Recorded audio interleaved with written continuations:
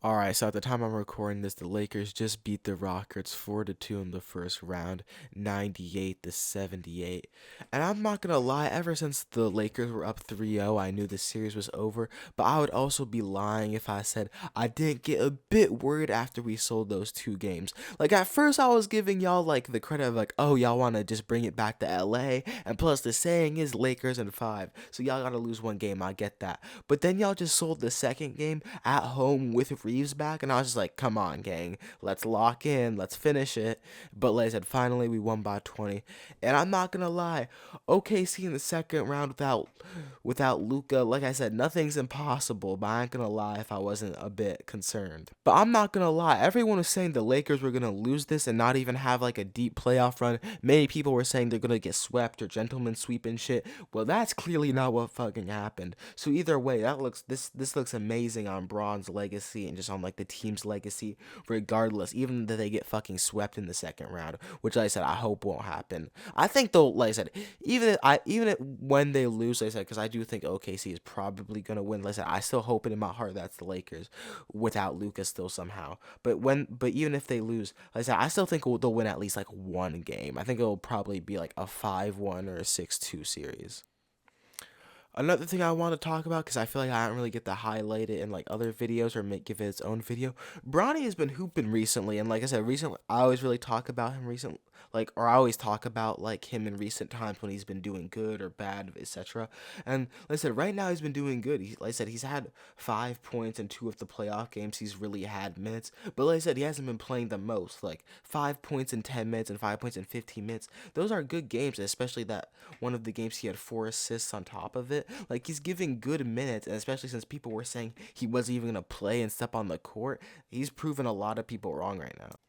And he's doing it against good competition with good efficiency. Like I said, some people, like I said, are always gonna hate on him just because of who his dad is and what he's coming. But he's becoming a really good player, especially for a 55th draft pick in the second round. And the number one draft pick literally just got blow out by like 50 the last night. So they're clearly not having a better series. Not even to mention the fact that that was an elimination game.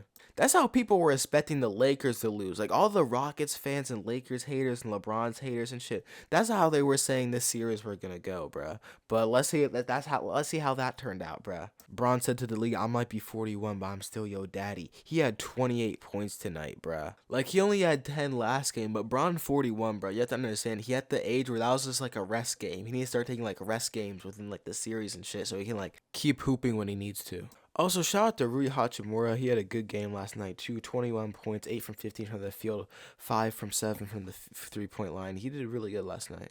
Rui, Smart, and Kennard are all three have had a really good first round series. Kennard dropped off a little bit at the end, but like he was still doing pretty good. Also, this is like a random fact and bit of information. The fact that LeBron James has more playoff wins than the whole Bulls franchise is insane to me. That should almost like solidify the GOAT argument like alone, bruh. Like LeBron has been in MVP convos since I've been born, and I'm nearly a grown ass man. You know how insane that is? Speaking of legacies and shit, Kevin Durant's legacy is basically fucking eviscerated at this point. Like, it's just like non existent. Like, obviously, he's still a great player and everything, and people will always remember that.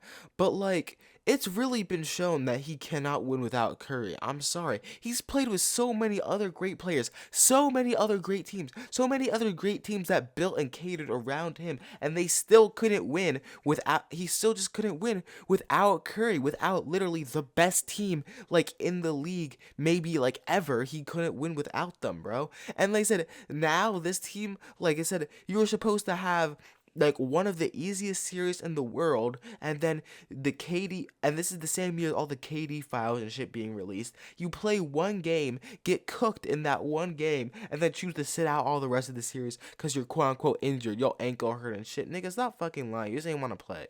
You was ducking the smoke, bruh, laughing on the bench and shit and waving by when he got ejected. Bro, you on the bench and your team is losing. He's a great player, but he's super childish and immature, bro. But back on the topic of the game, bro, when I was watching the full game highlights, bro, and I saw LeBron get blocked like that, bro, I'm not gonna lie, that hurt my soul a bit.